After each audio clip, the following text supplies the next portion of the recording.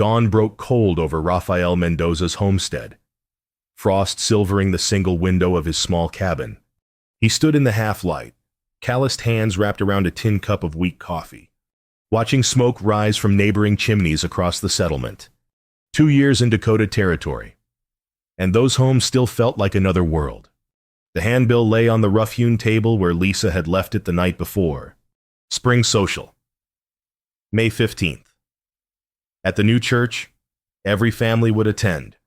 Rafael's gaze drifted to the faded yellow curtains framing the window Maria's curtains. Once cheerful as buttercups, now sun-bleached to the color of old parchment. She'd hung them in their first little home with such joy, insisting that beauty mattered even when money was scarce. On the wooden peg by the door hung Lisa's only good dress. Rafael could see from where he stood that it was too small now. The seams let out as far as they'd go, the hem barely brushing her ankles. At 15. She was growing into a young woman. The dress belonged to a child. He took a slow sip of coffee, the bitter warmth doing nothing to ease the tightness in his chest. 3 weeks until the social, 3 weeks to find an answer that didn't exist. Behind him, the loft ladder creaked. Lisa descended carefully, her dark hair braided for sleep, her face still soft with dreams. She smiled when she saw him, that gentle smile that looked so much like Maria's, it sometimes stopped his breath. Morning, Papa. Morning, mija. She moved about the small cabin with practiced efficiency, stirring the banked coals in the stove, measuring cornmeal for breakfast. Rafael watched her, seeing what he'd tried not to see for months, how she'd learned to make do with so little, how she never complained, how she'd grown quiet and careful in a way that broke his heart. The morning light strengthened, slanting through those faded curtains and catching the dust motes in its path. Rafael touched the worn fabric absently, remembering Maria's hands smoothing it into place, her voice bright with plans for their new life. We'll build something good here. Rafael, you'll see. But Maria had died before they could build anything at all. Fever took her in the second winter, left him with a daughter to raise and a silence he still didn't know how to fill. Lisa set 2 bowls of cornmeal mush on the table. No butter, no honey, just hot grain and water. She sat across from him, folding her hands the way Maria had taught her, and offered grace in a voice barely above a whisper. Rafael's throat closed around the amen. Outside, a rooster crowed. The settlement was waking, families stirring in homes warmer and fuller than his. He looked at the handbill again, at his daughter's too small dress, at the curtains that had once promised joy. 3 weeks, and no way forward. Lisa caught him staring at the handbill. Her face brightened. The social's coming soon, isn't it? Papa Emma says her mother ordered blue calico from the store, and Margaret's wearing her sister's gown, all altered and new-looking. Rafael's hand tightened on his coffee cup. Papa! Lisa's voice was careful now, hopeful but braced. Could there be a way for me to have something new? Or even fabric to fix up my old dress? The question hung in the cold air between them. Rafael knew the numbers by heart. $3 for decent calico, another $1 for trim and notions. He earned $8 monthly when work was steady. But winter had been lean, and he was still catching up on debts for flour and lamp oil. He couldn't meet her eyes. I'll see what can be done. Mija. The light dimmed in her face, hope fading to understanding. She nodded, asked no more, went back to her breakfast with the quiet acceptance she'd learned too young. That acceptance cut deeper than tears ever could. Lisa didn't mention the dress again that morning. She washed the breakfast bowls, braided her hair properly, gathered her school book and slate. At the door, she paused to kiss Rafael's weathered cheek. I'll be home before supper. Papa? He watched her walk down the rutted path toward town, her too small dress catching on the spring grass, her thin shoulders straight despite everything. Other girls passed her on the road, clustered in laughing groups, their friendship easy and natural. Lisa walked alone, Rafael stood in the doorway until she disappeared around the bend, then turned back to his empty cabin. The silence pressed against him like a physical weight. He had fence posts to split for the Andersons, a half-day's work that would earn him 50 cents. Tomorrow he'd haul freight for Carmichael's store if the shipment came in, maybe $1 there. The numbers rolled through his mind in endless, useless circles. Even if he worked every day until the social, even if he ate nothing and gave Lisa every cent, there wouldn't be enough. The handbill seemed to mock him from the table. He crumpled it in his fist, then smoothed it out again, ashamed of the anger. This wasn't the social's fault. This was his life, a widower scraping by on day labor, too proud to ask for help, too poor to provide what his daughter needed. Maria's voice whispered through memory, "Pride's a cold companion." Rafael. He left for the Andersons' place before the memory could deepen into grief. The work was hard and mindless, splitting posts until his shoulders ached and his hands bled through old calluses. Mr. Anderson paid him at day's end with 2 quarters pressed into his palm and a nod that said everything. About their relationship, employer and laborer, nothing more. Rafael walked home through the settling dusk, those 2 coins heavy as stones in his pocket. Lisa had supper waiting, such as it was, beans and cornbread, weak tea. She chattered about school, about the teacher's lesson on Western expansion, about how Emma had invited her to study together sometime. "Did you say yes?" Rafael asked. "I said maybe." Lisa's smile was careful. "I know you need me here after school most days. You should go. You should have friends. I have you, Papa." The words were meant as comfort. They landed like an accusation. After supper, Lisa climbed to the loft with her school book and the lamp's thin light. Rafael sat at the table, staring at nothing. The cabin felt smaller than ever, the walls pressing in, the weight of what he couldn't give his daughter crushing the air from his lungs. He stepped outside into the spring night. Stars were emerging over the prairie, bright and indifferent. The settlement's scattered lights glowed warm in the distance, families gathering after supper, children playing, the ordinary comfort of ordinary lives. Rafael had chosen isolation after Maria died. It had seemed safer than trying to belong, easier than explaining his grief in a language that still felt foreign on his tongue. The neighbors had tried at first invitations to church socials, offers to help with harvest, the gentle reaching out of frontier community. He'd declined them all, retreated into work and silence in the small world of raising Lisa alone. Now he saw the cost written in his daughter's careful hope. Her learned loneliness, her too small dress. She deserved more than a father who couldn't afford $3 for fabric.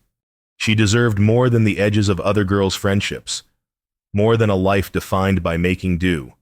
The dress wasn't just clothing, it was belonging.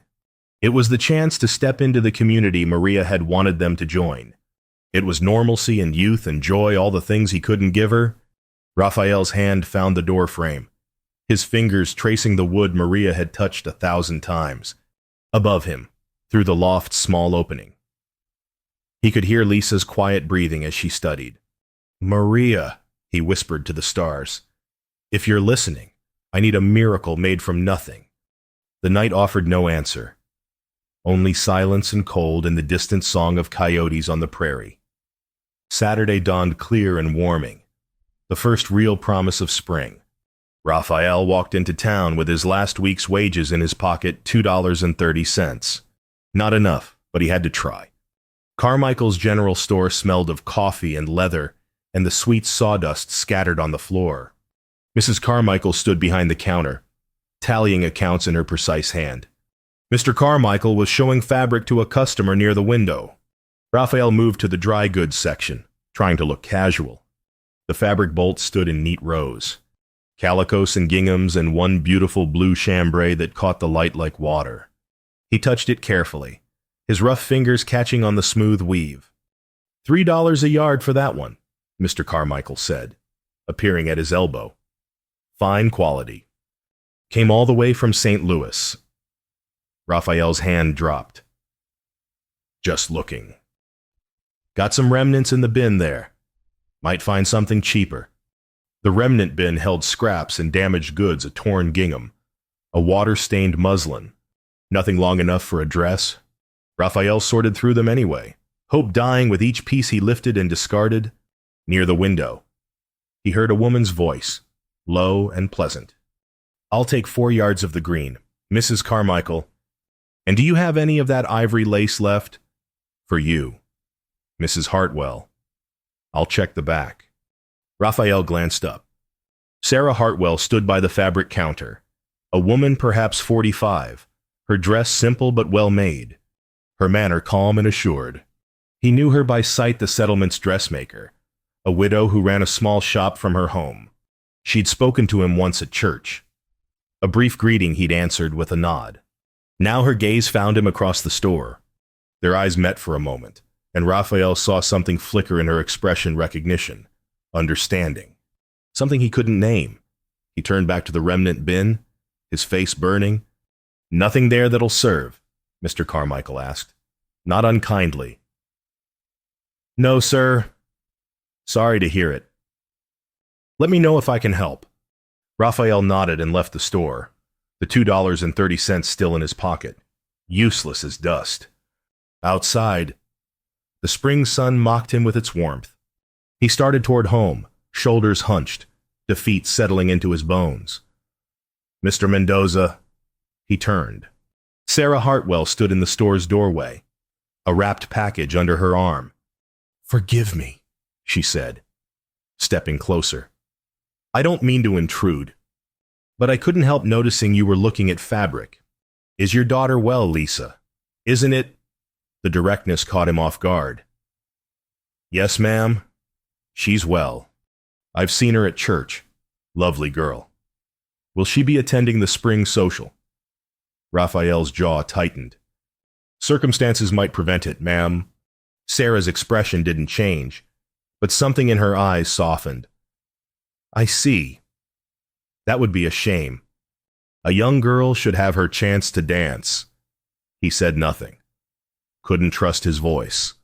"Mr. Mendoza, I wonder if I might mention something. I often have fabric scraps and old materials in my shop, remnants from orders, discontinued stock, things like that. Sometimes they're quite beautiful. Just overlooked. If someone needed them, they'd only be gathering dust otherwise." Rafael's pride bristled immediately. "I don't take charity. Ma'am, I wasn't offering charity. I was mentioning that I have materials. What you do with that information is your own business." She adjusted her package, her tone mild. "Your late wife and I spoke once, before she passed. She mentioned you were new here, finding your footing. I think she'd want Lisa to feel she belonged." The mention of Maria struck like a fist to his chest. Sarah continued gently. "A girl ought to have her chance to dance, Mr. Mendoza. Seems a shame when solutions might exist." She nodded politely and walked away, leaving Rafael standing in the street, his thoughts in chaos. That evening, he sat at his table long after Lisa had gone to bed. The cabin was dark except for the dying fire's glow, and in that dim light, the faded curtains looked almost golden again, the way they'd looked when Maria first hung them. His wife had known how to accept help with grace, how to give it without making others feel small. She'd understood what he was still learning, that community wasn't weakness, that belonging required vulnerability. But pride was a habit worn deep, and Rafael didn't know how to set it down. He touched the curtain fabric one more time, feeling the sun-weakened threads beneath his fingers. 3 weeks, Maria. I still don't know what to do." 2 days passed in uneasy silence. Rafael worked. Lisa studied. Neither mentioned the social, but the handbill remained on the table, a constant reminder of what he couldn't provide. Tuesday afternoon, someone knocked on the cabin door. Rafael opened it to find Sarah Hartwell standing on his step, a basket over her arm. "Good afternoon, Mr. Mendoza. I was passing by and thought I might trade for eggs if you have any to spare. I'm fresh out." It was a transparent excuse. Her own chickens were visible from the road, but her manner was so matter of fact, that Rafael found himself nodding. "Lisa," he called. "We have a visitor." Lisa descended from the loft where she'd been reading, her face brightening with shy curiosity. "Good afternoon, ma'am." "Hello?" "Dear, you're Lisa, aren't you? I'm Sarah Hartwell. I have the dressmaking shop near the church." "I know. Ma'am, I've seen your sign." Sarah smiled. "May I come in for a moment? These old knees don't favor standing long." Rafael stepped aside, acutely aware of the cabin's poverty as Sarah entered. The sparse furniture, the mended curtains, the gaps where wealthier homes would have abundance, all of it visible in the afternoon light, if Sarah noticed. Her face showed nothing but friendly interest. She set her basket down and turned to Lisa with a dressmaker's assessing eye. "My goodness, you're tall. What are you, 15? "Yes, ma'am. Last month." "Growing age? I remember it well." Sarah's gaze moved to the dress hanging on its peg, lingered there a moment. "That's a sweet dress, but I suspect it's getting snug." Lisa's cheeks colored. "Yes, ma'am." Sarah turned to Rafael, her expression open and direct. "Mr. Mendoza, I have a proposition. I've recently come into some beautiful materials remnants from past orders. Some old curtains a client discarded, trim and notions from discontinued stock. Lovely things, really. But they're taking up space in my shop." Raphael's shoulders tensed. Here it came, the charity dressed up as business. "I need a project," Sarah continued. "My hands grow idle with only mending work, and I miss creating something special. Lisa, if you'd be willing, I'd like to make you a dress for the spring social. No charge, just the pleasure of working with fine materials again." Lisa's face transformed, hope blazing bright as sunrise. But she looked immediately to Raphael, reading his expression. Waiting for permission she wasn't sure would come. Raphael's throat closed. Every instinct screamed at him to refuse, to protect his pride, to say they didn't need help from anyone. But Lisa's eyes held such fragile hope, and Sarah's offer held no trace of pity. "Ma'am, I couldn't ask you to—" "You didn't ask. I offered." Sarah's voice was firm, but kind. "And honestly, you'd be doing me the favor. I haven't had the joy of creating beauty in months. We can't pay. I'm not asking for payment. I'm asking for the chance to practice my craft." Sarah looked at Lisa again. "Your mother and I spoke once, before she passed. She mentioned you were new here, finding your footing. I think she'd want Lisa to feel she belonged in this community." The invocation of Maria shifted something in Raphael's chest. He saw his wife in Sarah's practical kindness, in this frontier way of helping without humiliating. This was what Maria would have done, reached out, made space, woven someone into the community's fabric. "Papa," Lisa whispered, "please." Raphael looked at his daughter's face, at the hope there, at the loneliness that had lived in her eyes too long. His pride seemed suddenly small against that need. "If you're certain it's no burden," he said slowly, the words scraping his throat, "we'd be grateful, ma'am." Sarah's smile was warm as summer. "Wonderful. Lisa, can you come to my shop tomorrow after school? I'll need to take measurements and show you the materials." "Yes, ma'am." Lisa's voice was pure joy.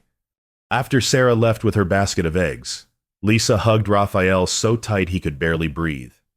"Thank you, Papa. Thank you. Thank you." Raphael held his daughter, feeling the wall around his heart crack open just slightly. Through the window, he could see Sarah walking down the path, her step light and purposeful. Maybe, he thought. Accepting help wasn't the same as failing. Maybe it was just another way of being human. But that night, lying in his narrow bed, doubt crept back in. What had he agreed to? What debt of kindness had he incurred? And why did vulnerability feel so much like drowning? Lisa returned from Sarah's shop the next afternoon glowing like a lamp. She burst through the door, words tumbling out in a rush. "Papa, you should see the fabric." There's this cream damask Mrs. Hartwell says it's from old curtains, but it's so beautiful. With these patterns woven right into it, and blue velvet for trim, and lace so delicate it looks like frost. Rafael listened from his seat at the table, a smile tugging at his mouth despite his lingering unease. He couldn't remember the last time Lisa had been this animated. She says the dress will be ready in 2 weeks. She's going to teach me some stitching while we work. Papa, can you imagine I'll learn how to sew properly? That's good. Mija, real good. Lisa twirled once, her arms spread wide, then stopped abruptly, suddenly shy. I know it's a lot to accept. But Mrs. Hartwell was so kind about it. She kept saying how much she was looking forward to the work, like I was doing her the favor. Maybe you are, Rafael said quietly, over the next few days. Lisa spent every free hour at Sarah's shop. She came home with stories about different stitches, about how to cut fabric on the bias, about Sarah's years as a dressmaker in Kansas City before she moved west after her husband died. She understands, Papa, about losing someone. She didn't say much, but I could tell. Rafael found himself grateful for Sarah's presence in Lisa's life, for this connection to another woman who understood grief and resilience. But gratitude tangled with shame, and shame bred resentment he tried to push down. Saturday came, and with it his wages for the week $1.75 for hauling freight. He stared at the coins that night, an idea forming that he didn't quite want to examine. Monday morning, he worked a half day at the livery stable, earning another 50 cents. Tuesday, he split fence posts until his hands bled. By Wednesday evening, he'd scraped together $2, not much, but something. Thursday after supper, he walked to Sarah's shop. The small building sat near the church, warm light glowing through its windows. Through the glass, Rafael could see Sarah bent over a table, her hands moving with practiced precision. Fabric lay spread before her like treasure. He knocked, and she looked up, surprise flickering across her face. She opened the door, wiping her hands on her apron. Mr. Mendoza, is everything all right? Is Lisa well? She's fine, ma'am. He pulled the 2 crumpled dollar bills from his pocket. I wanted to pay you something. For the dress. For your time and materials. Sarah's expression shifted, became carefully neutral. We discussed this. I don't want payment. And I don't take charity. The words came out harder than he intended. I provide for my own. This isn't charity, Mr. Mendoza. This is neighborliness. It's the same thing. No. Sarah's voice was firm now. It isn't. Charity is giving to someone you pity. Neighborliness is giving to someone you value. And if you refuse this, you're robbing me of joy. Rafael's hand tightened on the money. I'm just trying to do right. By whose measure? Sarah met his eyes steadily. Your pride, or your daughter's need? The question struck like a slap. Rafael's face heated, anger rising to cover shame.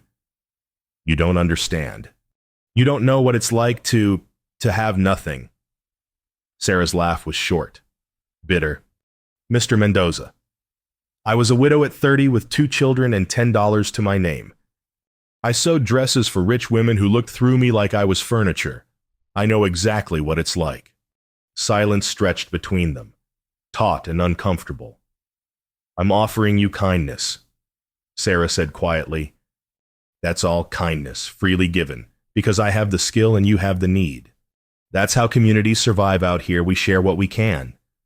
When we can. Today I have fabric and skill. Tomorrow you might have something I need. That's not charity. That's survival. Rafael stood frozen, the money still clutched in his fist.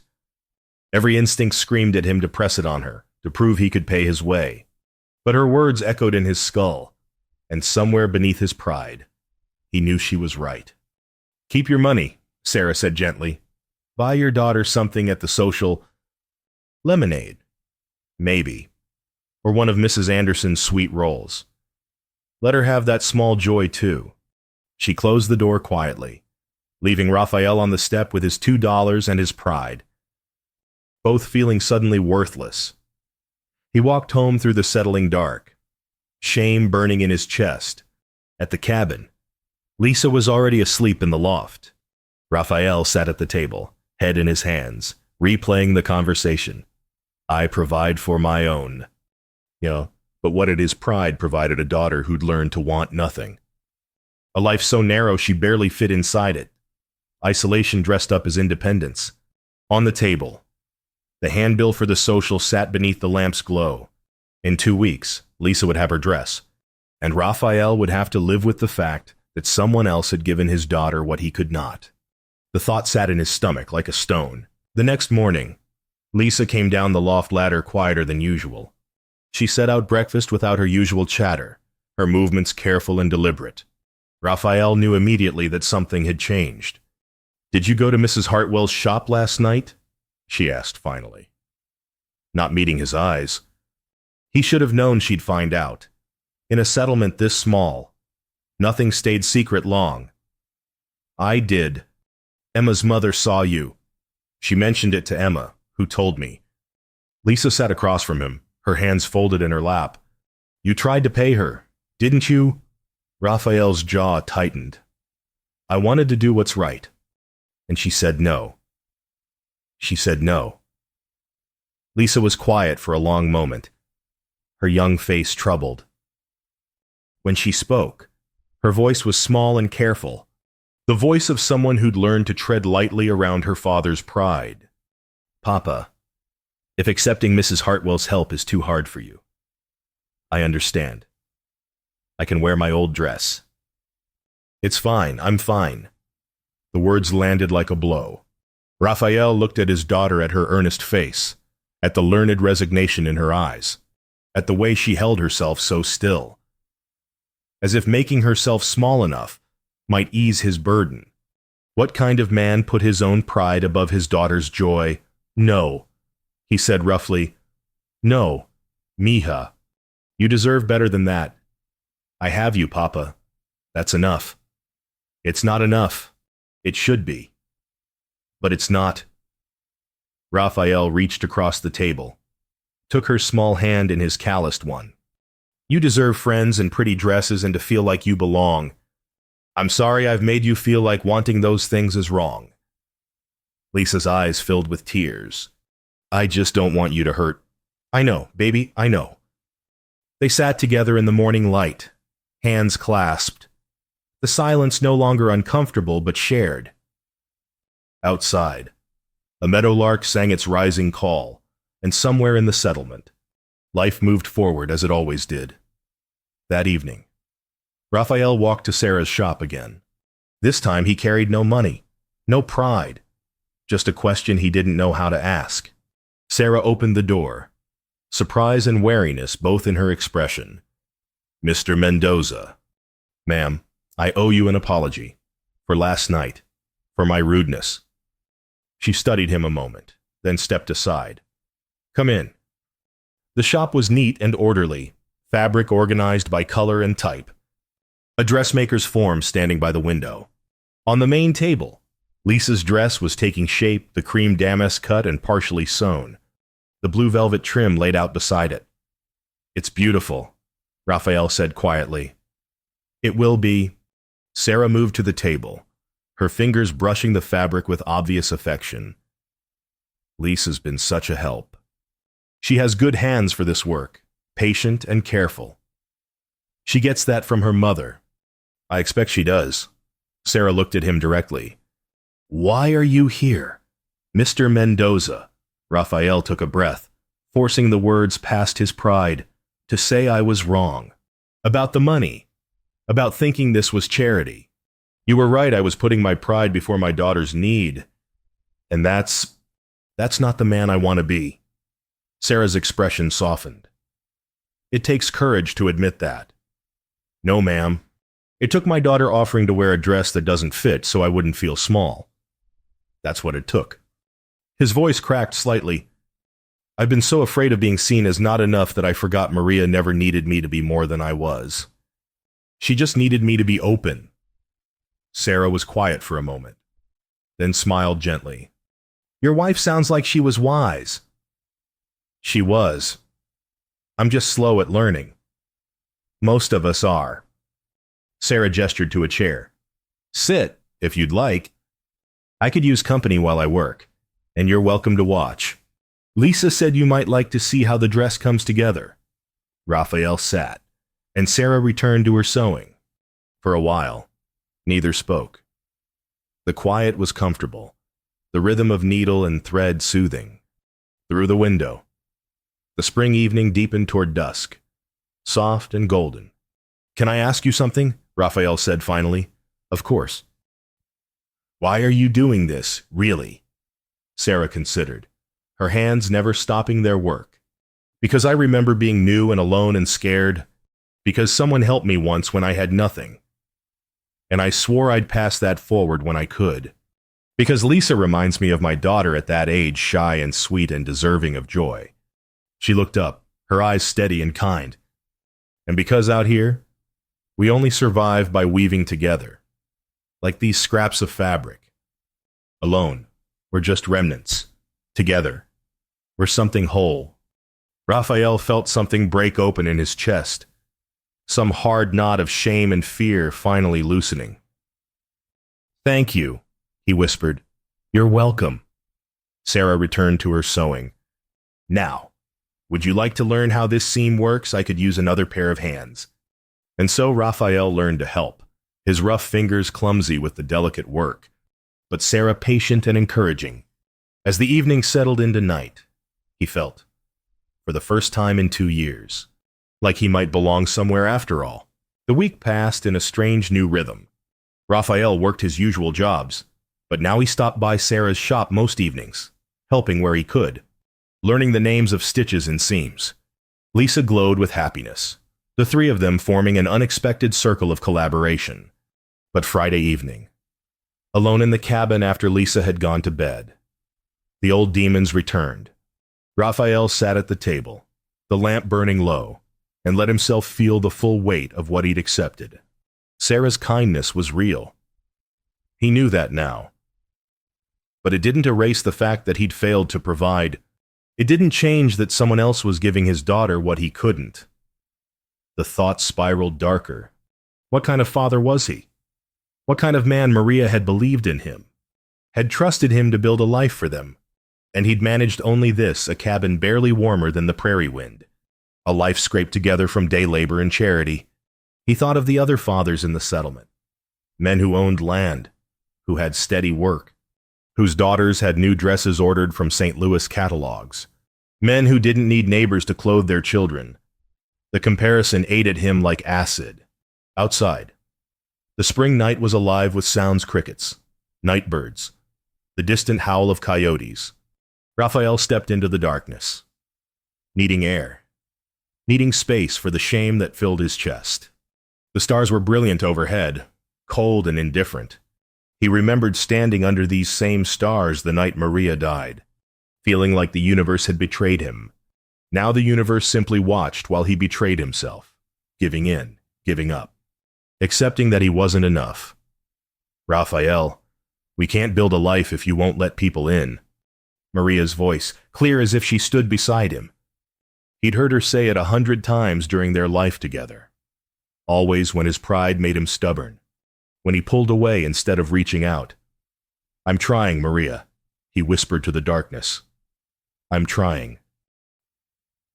But was he? Or was he just going through motions while holding tight to the same old wounds? Rafael looked back at the cabin, at those faded curtains visible through the window. Maria had hung them with such joy, declaring they'd make the place feel like home. She hadn't cared that they were cheap fabric from the remnant bin. She'd cared that they were beautiful. Beauty from humble materials. Joy from making do. Community from reaching out instead of pulling away. All the things Maria had understood, and he'd forgotten. Rafael sank onto the step, head in his hands. What had his pride earned him? A daughter who'd learned to want nothing. 2 years of isolation, the narrowest possible life, defended against help as if help were the enemy. He thought about Lisa's face when she talked about the dress, the way she lit up describing Sarah's patient teaching. He thought about Sarah's words. Out here, we only survive by weaving together. And suddenly, with painful clarity, he understood. This wasn't about the dress. It had never been about the dress. It was about whether he could let go of shame long enough to accept that needing help was human. That community wasn't weakness but survival. That his worth as a father wasn't measured in dollars, but in the courage to give his daughter a chance at belonging. Even if that chance came from someone else's hands. Maria had known this. She'd tried to teach him, but grief and pride had made him deaf to the lesson. Rafael sat under the stars until the cold drove him inside. At the table. He lit the lamp again and pulled out the $2 he'd tried to give Sarah. They represented 3 days of backbreaking work, blisters and sweat and exhaustion. But they couldn't buy what Lisa needed. Only Sarah could give that. And that, Rafael finally understood, was all right. Dawn found him awake, resolved. He washed his face in cold water, put on his cleanest shirt, and walked to Sarah's shop before the settlement stirred.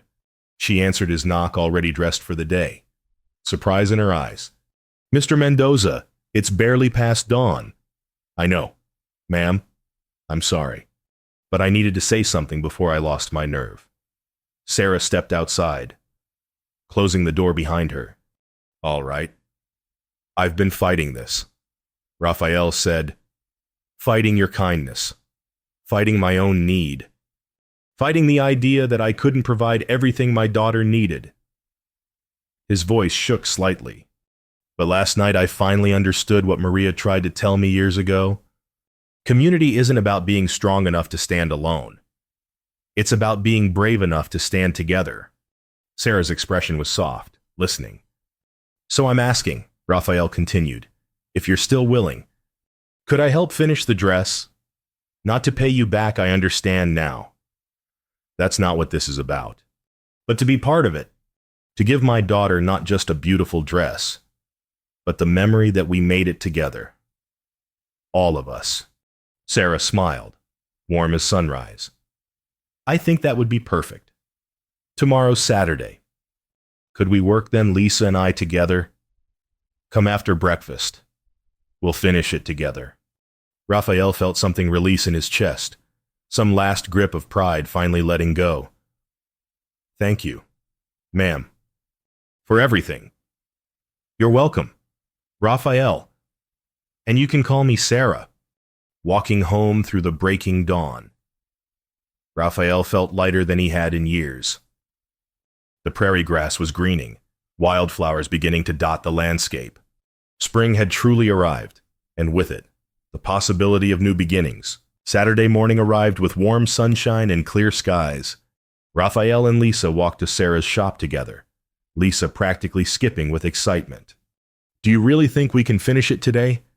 "Papa, Sarah thinks so. She says it's mostly the final touches left." They found Sarah's workshop bright and organized, every tool and material in its place. On the table, the dress lay like a promise cream damask catching the light. Blue velvet trim elegant against the lighter fabric. Delicate lace waiting to be attached. Lisa gasped. "Oh, it's beautiful." "Not finished yet," Sarah said, smiling. "But it's getting there. Come, both of you.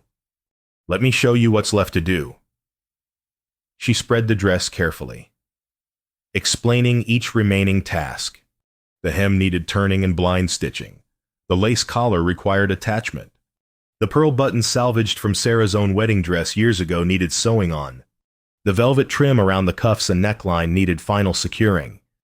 "These are tasks 3 pairs of hands can manage together." Sarah said, "Lisa, you're ready for the hem." "Rafael, I'll teach you buttons. I'll handle the lace." They settled into the work, Sarah patient in her instruction, Lisa careful and focused, Rafael clumsy but determined. The morning passed in comfortable quiet, broken by occasional questions and gentle corrections. "No, pull the thread taut before you knot like this." "Am I spacing these stitches right?" "Mrs. Hartwell, perfect. Lisa, just perfect. Rafael found unexpected peace in the repetitive work. His large hands struggled with the tiny buttons and delicate thread. But Sarah never showed frustration, only encouragement. There was something meditative about it, something that quieted the constant worry in his mind. Around noon, Sarah brought out bread and cheese and cool water. They ate together at the work table, the dress between them like a shared achievement. "My mother taught me to sew," Sarah said. "She said making beautiful things was its own reward, no matter who wore them or where they went." I think she was right. Maria believed that too. Rafael said, "She used to say the best things can't be bought." Wise women, both of them. By mid-afternoon, the work was nearly done. Lisa tried on the dress one final time for adjustments, and when she stood before Sarah's long mirror, she went completely still. The girl in the reflection looked older, elegant, transformed. The cream damask flowed like water. The blue velvet created subtle richness. The lace collar framed her face with delicate grace. She looked like she belonged at a ball, not a frontier social. Tears slipped down Lisa's cheeks. "Oh, sweetheart," Sarah murmured. "What's wrong?" "Nothing's wrong. I never thought I could look like this. Like I matter." Raphael's throat closed. He moved to stand behind his daughter, meeting her eyes in the mirror. "You've always mattered. Mija. Always. I know, Papa. But now I feel like other people might see it too." Sarah came to stand beside them, her own eyes bright.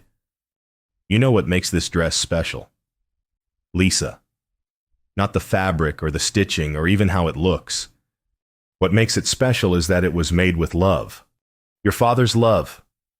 My joy in creating. Your patience in learning. All those things are sewn into every seam." Lisa turned from the mirror and hugged Sarah. Then Rafael, her gratitude too large for words. "Thank you," she whispered. "Both of you. Thank you." Sarah helped her change carefully back into her regular dress, then wrapped the new gown in clean muslin for protection. "Wear it proudly next Friday," Sarah said. "And remember, you don't need this dress to matter, but it's all right to enjoy feeling beautiful." Rafael shook Sarah's hand, then, impulsively, pulled her into a brief embrace. "You've given us more than a dress," he said. "You've shown us how to be part of something bigger than ourselves."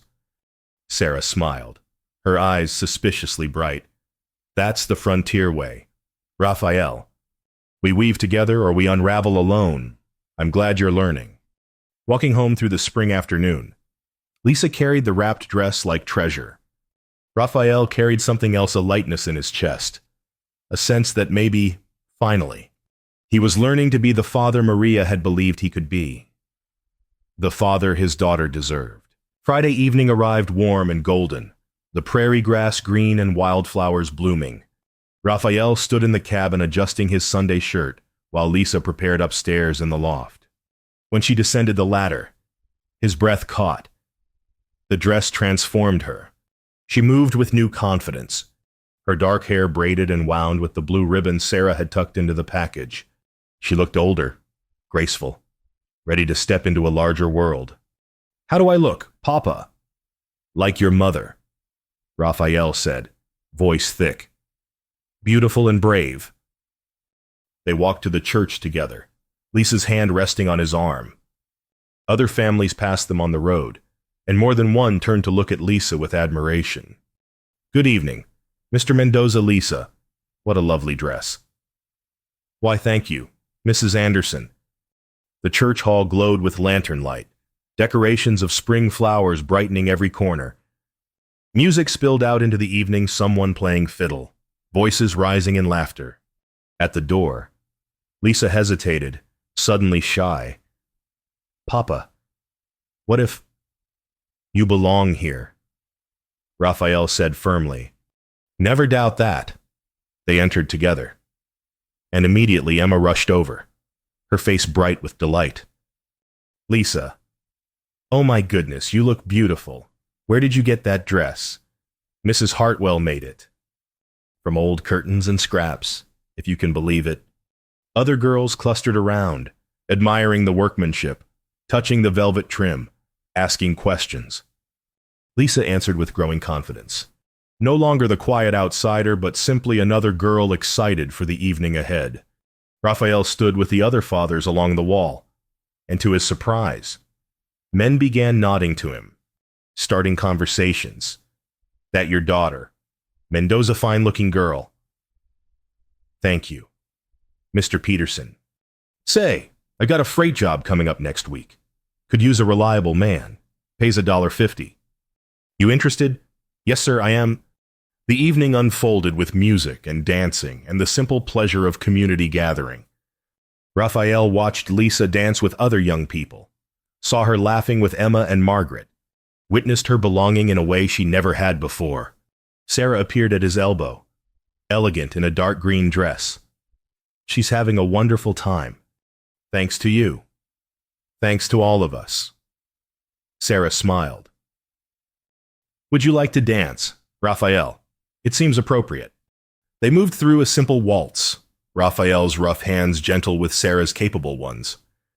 You've given Lisa more than I ever could have alone, he said. You've given her love and shelter and security. I just added a dress. Sarah's expression was knowing. But together, we gave her something even better, the understanding that she's valued, that community cares, that asking for help isn't weakness. I'm still learning that last part. Most of us are. It's the hardest lesson. The music swelled and faded, the evening moving toward its gentle close. Rafael found himself talking with other men, making plans for future work, feeling connections form that he'd resisted for so long. When he and Lisa walked home under the stars, she was still glowing. Papa, tonight was perfect. Thank you for letting Mrs. Hartwell help. Thank you for being brave enough to say yes. You're the brave one. Misha, you never stopped hoping. Because you never stopped loving me, even when things were hard. They walked in comfortable silence, the prairie night alive around them. The settlement's lights warm behind them. At home, Lisa hung the dress carefully, treating it like the treasure it was. I'm going to keep this forever, she said. When I'm old, I'll tell my children about the spring Mrs. Hartwell made me a dress from curtains, and how Papa learned that we're stronger together. Rafael smiled, his heart full. That's a good story. Misha, a true one. Years later, Lisa did exactly that. On a spring morning much like that long-ago day, she stood in a warmer, fuller home, showing the preserved dress to her own young daughter. This was made from old curtains, she explained, by a woman named Sarah Hartwell, who taught me that the best things aren't bought, they're made with caring hands. Her daughter touched the cream damask reverently. And Grandpa learned to let people help. He learned that we're wealthier in community than we could ever be alone. Outside, prairie grass waved green in the spring wind, wildflowers dotting the landscape. Inside, Rafael sat at the table with his coffee, older now, listening to his daughter pass on the story. The morning light streamed through new yellow curtains, cheerful as buttercups, just like Maria's had been. The dress hung nearby, a testament to transformation, not just of old fabric into new beauty, but of isolation into belonging, pride into humility, and three separate people into something woven whole. Some things, Rafael had learned, can't be bought or earned or demanded. They can only be received with open hands and grateful hearts, gifts freely given, joyfully accepted, and passed forward through the years like light through curtains, warm and golden and enduring.